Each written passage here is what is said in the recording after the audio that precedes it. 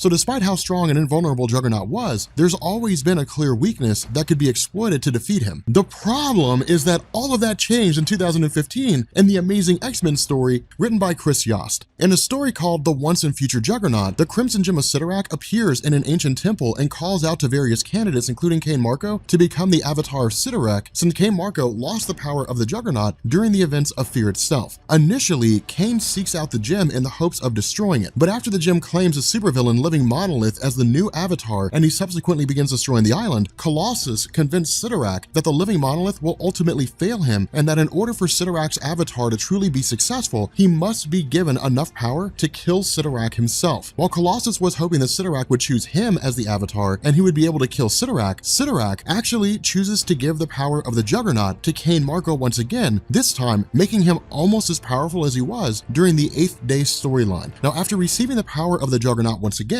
Cain takes off his helmet and Rachel Gray attempts to read his mind but is unable to do so. At this point, Cain explains that every weakness he'd ever previously had no longer affects him.